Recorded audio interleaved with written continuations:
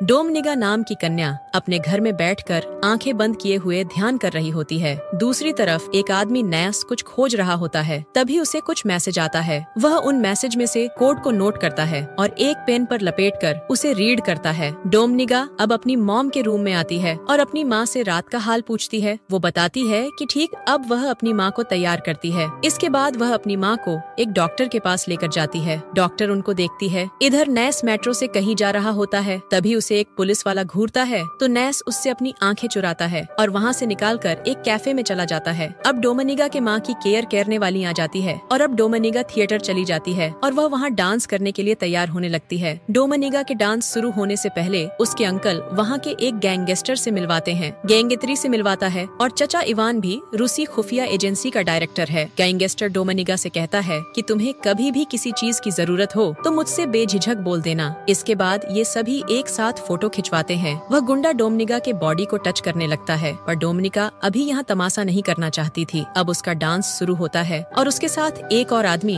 उसके साथ डांस करने लगता है। तभी वह आदमी उसके पैर पर डांस करते हुए कूद जाता है जिससे उसका पैर टूट जाता है। दूसरी तरफ नैस एक आदमी को छुपके से एक सामान देता है। तभी अचानक से पुलिस आ जाती है। नैस अपनी गन निकालकर फायर कर देता है। अब पुलिस के लोग नैस का पीछा करने लगते हैं। नैस भागता हुआ अमेरिकन एम्बेसी में खुद को सरेंडर कर देता है। इधर डोमनिगा को हॉस्पिटल में पहुंचा दिया जाता है। अब नैस का राज खुल जाता है। जो अमेरिका का सीआई एजेंट है जिससे वह मिला था वह एक अमेरिकन जासूस था जो उसकी सेना में ही काम करता था। नैस की पहचान का राज्य पता चल जाने से उसे वापस से अमेरिका भेज दिया जाता है। अब डोमिनिगा का अंकल इवान को रूसी खुफिया का डायरेक्टर जार खोबा उससे मिलने आता है। जार खोबा उससे डोमिनिगा के बारे में पूछता है। इवान बताता है कि वह हॉस्पिटल में है और उसकी सर्जरी चल रही है। फिर जार खोबा नैस वाली बात इवान को बताता है और वो कहता है कि नैस को पहचान लिया गया है। वो एक सीआई का एजेंट है। फिर जनरल कहता है कि ये दूसरा आदमी उसके पास कौन था ये अभी तक नहीं पता चल पा रहा है। तब जार खोबा इवान से उस आदमी के बारे में पता कियार्नी को बोलता है। अब डोमिनिका हॉस्पिटल में जग जाती है और अपने पैर की हालत देखकर बहुत रोती है। फिर 3 महीने गुजर जाने के बाद इवान डोमिनिगा से मिलने उसके घर पर आता है और उसको बताता है कि तुम्हारी कंपनी ने तुम्हारी जगह किसी और कन्या को रख लिया है। उसका नाम सोनिया है और वो तुम्हारे मुकाबले कुछ भी नहीं है। तब डोमिनिका कहती है कि क्या आप सहानुभूति जताने आए हैं? वह कहता है कि नहीं, मैं तुम्हारी मदद करना चाहता हूँ क्योंकि अब तुम अपनी माँ के इलाज और घर का खर्च कैसे उठा पाओगी। और कहता है कि ठीक होने पर तुम मेरे पास आना, मेरे पास तुम्हारे लिए कुछ काम है। और वह उसको बताता है कि तुम्हारा एक्सीडेंट कोई हादसा नहीं था, वो पहले से ही प्लान किया गया था। अब वह उसको सोनिया के बीच बातचीत की कुछ रिकॉर्डिंग देता है। अब डोमिनिका को बहुत दुख होता है। अब वह चुपचाप थिएटर चली जाती है और अपने बॉयफ्रेंड को सोनिया के साथ देख लेती है और वह उन दोनों पर बहुत जोर से वार कर देती है जिससे वे बहुत ज्यादा घायल हो जाते हैं। फिर वह एक अनजान जगह से पुलिस को फोन करके थिएटर में अपने बॉयफ्रेंड के बारे में बताती है। अगले दिन वह इवान से मिलने के लिए चली जाती है और इवान उससे कहता है कि तुमको एक रूसी गैंगस्टर डोमेट्री के बारे में जानकारी इकट्ठा करना है। डोमेट्री तुमको पसंद भी करता है, तुमको उसका भरोसा जीतना है। डोमिनिका अपनी माँ के इलाज के लिए उसकी बात मान जाती है। अब डोमिनिका एक होटल में जाती है जहाँ वह वॉशरूम में नहाकर एक रेड कलर का सुंदर सा ड्रेस पहन लेती है और इसके बाद वह होटल के बार में जाकर बैठ जाती है। डोमेट्री वहाँ उसके पास आ जाता है और उससे कहता है कि तुम यहाँ क्यों आई हो? डोमिनिका बताती है कि मैं यहाँ तुमसे मिलने आई हूँ। डोमेट्री उससे पूछता है कि तुमको मुझसे क्या चाहिए? डोमिनिका बताती है कि मेरा बस एक ही सपना है, मैं एक डांसर बनना चाहती हूँ और एक स्पेशल डांसर। फिर वह डोमेट्री के साथ उसके रूम में चली जाती है जहाँ डोमेट्री अपने गार्ड को बाहर भेज देता है। फिर वह बेड पर बैठकर उसको ड्रेस उतारने को बोलता है। डोमिनिका ड्रेस उतार कर उसके पास आती है। अब डोमेट्री उसकी लेने की कोशिश करता है। डोमिनिका मदद के लिए दरवाजे की तरफ देखती है। तभी एक हेलमेट पहना हुआ आदमी आकर डोमेट्री के गर्दन दबा देता है और उसका काम खत्म कर देता है। अब डोमिनिका उसके साथ एक खुफिया जगह पहुंच जाती है। वह आदमी अब अपने चेहरे से नकाब हटाता है। वह एक रूसी एजेंट होता है जिसे इवान ने भेजा हुआ था। फिर इवान वहाँ पर आ जाता है। डोमिनिका उससे कहती है कि तुमको पता था कि वहाँ पर क्या होगा, फिर भी तुमने मुझको वहाँ पर भेज दिया। मैं मरना नहीं चाहती हूँ। इवान कहता है कि ये तुम्हारा नया जन्म है और अब मैं तुम्हें ट्रेनिंग के लिए भेज रहा हूँ और उस ट्रेनिंग में बहुत कम लोग सफल हो पाते हैं, लेकिन तुमको किसी भी तरह उस उस ट्रेनिंग में सफल होना होगा, नहीं तो मैं तुम्हारे लिए कुछ भी नहीं कर पाऊंगा। इसके बाद डोमिनिका को ट्रेनिंग सेंटर में भेज दिया जाता है। वहाँ उसे वार्डन मैट्रिन मिलती है। वो डोमिनिका से कहती है कि तुम यहाँ पर किसी को भी अपनी पहचान नहीं बताओगी। अब उसकी ट्रेनिंग शुरू हो जाती है। उसकी ट्रेनिंग जासूसी करने की होती है, जिसमें इन्हें अपना काम निकालने के लिए लॉलीपॉप का लालच देना होगा। वहाँ उसको लॉक खोलना, साथ ही कुछ केस के बारे में बताया जाता है। फिर एक शाम को डोमिनिका नहा रही होती है, तभी वहाँ निकोल नाम का आदमी आकर डोमिनिका तभी एक हैंडल लेकर उसे चोट पहुँचा देती है। उसकी इस हरकत की वजह से जर्नल वहाँ ट्रेनिंग सेंटर में आ जाता है। डोमिनिका अपने साथ हुई घटना को बता देती है। जर्नल सबको बाहर भेज देता है और वह डोमिनिका से कहता है कि मैंने और मेरी वाइफ ने तुम्हारा डांस देखा था। डोमिनिका बताती है कि वह एक अलग जिंदगी थी। अब क्लास में डोमिनिका के सामने निकोल को बुलाया जाता है। उसकी वार्डन डोमिनिका से कहती है कि निकोल को जो चाहिए उसको दे दो। डोमिनिका अपना ड्रेस उतार देती है, पर निकोल कुछ नहीं कर पाता है और वह गुस्से में वहाँ से चला जाता है। ये सब जर्नल भी देख रहा था। अब इवान डोमिनिका को एक असाइनमेंट देता है, जिसमें डोमिनिका को नैस के करीब जाकर उस एजेंट का नाम पता कर सके, और कहता है कि इसके लिए तुम्हें वुडापेस्ट जाना होगा। अब डोमिनिका वुडापेस्ट में मार्था के घर जाती है। फिर अगले दिन डोमिनिका अपने काम पर लग जाती है और नैस को सभी जगह फॉलो करने लग जाती है, और वह उसी स्विमिंग पूल की मेंबरशिप ले लेती है जहां नैस हमेशा जाया करता है। अब डोमिनिका स्विमिंग का ड्रेस पहनकर नैस के बगल से गुजर जाती है। नैस उसे पलटकर देखता है और जब वह पुल में कूदती है, नैस उसे देखता रहता है और डोमिनिका के बाहर आने पर नैस उससे बात करता है।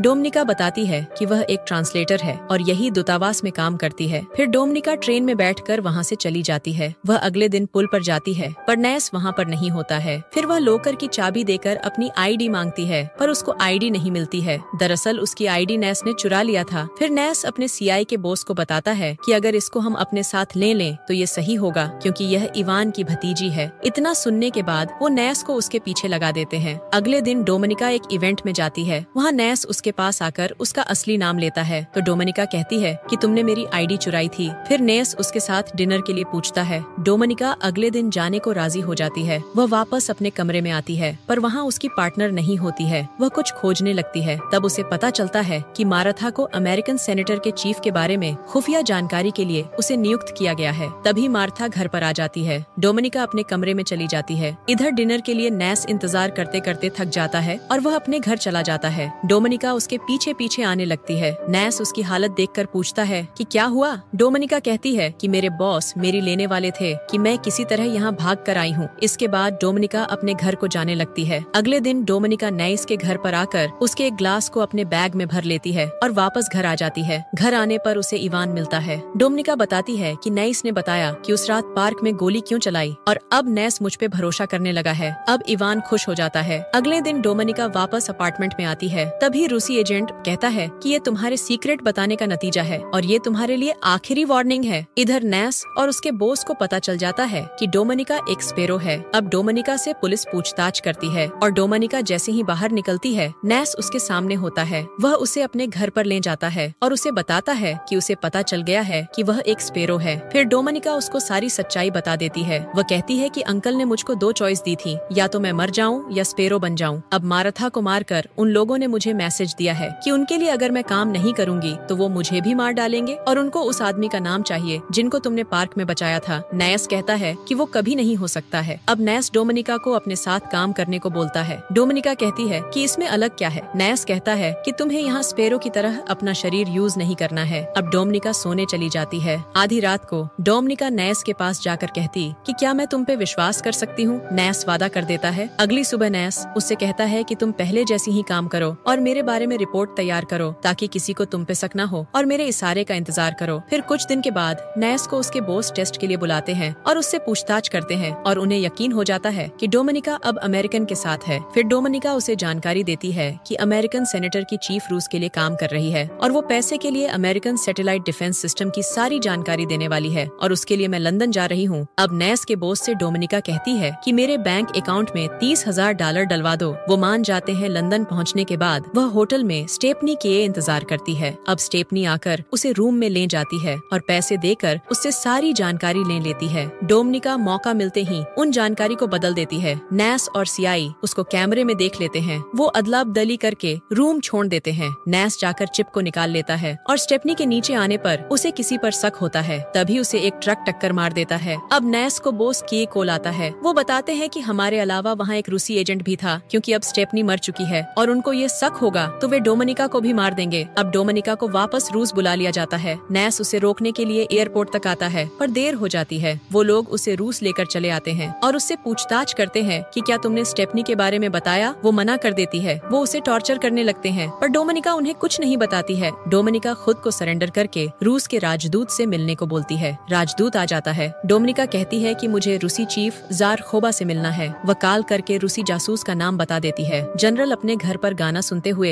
एक आखिरी ड्रिंक लेता है। अमेरिका अब रूसी जासूस के बदले डोमिनिका को आजाद करने को तैयार हो जाती है। नैस उससे कहता है कि तुम्हारे अंकल तुम पे गर्व कर रहे होंगे। नैस पूछता है कि तुमको उसका नाम कैसे पता चला। डोमिनिका कहती है इससे क्या फर्क होगा। तो नैस कहता है कि अब अमेरिकन मेरे ऊपर शक करने लगेंगे और मेरी इंक्वायरी होगी। डोमिनिका कोई जवाब नहीं देती है। अब रूसी उस जासूस का चेहरा दिखाते हैं। वो जनरल नहीं बल्कि इवान था, जिसको देखकर नैस चौंक जाता है। असल में डोमिनिका ने इवान का नाम लिया था। अब इवान को जाते हुए रूसियों ने गोली चलवा दी और डोमिनिका को लेकर वहाँ से निकल जाते हैं। नैस उसे देखता रह जाता है। अब रूस पहुँचने के बाद लोग डोमिनिका की तारीफ करते हैं। अगले दिन डोमिनिका डांस को देखती है। फिर वह घर पर आती है। तभी उसे एक कॉल आता है। उसको एक नया मिशन मिल गया था। मूवी यहीं पर खत्म हो जाती है।